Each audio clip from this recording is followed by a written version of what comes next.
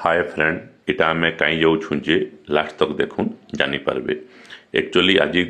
Refer नौलु आम DIC के बलांगीर के डीआईसी बोले हूँ डिस्ट्रिक्ट यार्ली इंटरवेंशन सेंटर इन्हें छुआ मन को नियासी जेन छुआ मन को प्रोब्लेम थी से मान को ट्रिटमेंट करा जाइसी जेनटा कि छुआ मन को आम नौचे ट्रिटमेंट करवा देखुन डीआईसी पहुँचला बलांगीर रे से मान को रजिस्ट्रेशन कराला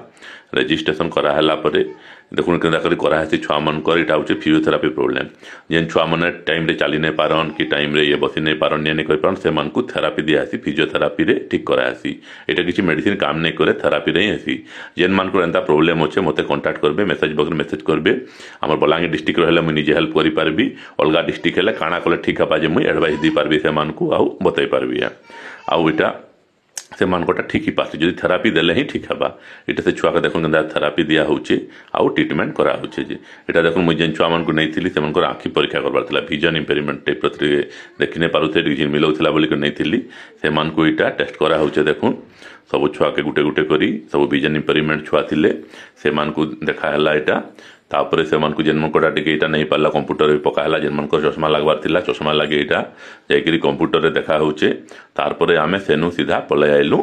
देसी आश्रम स्कूल के आउ छुआ मन को छाड़ी देलु तांकर हॉस्टल रे।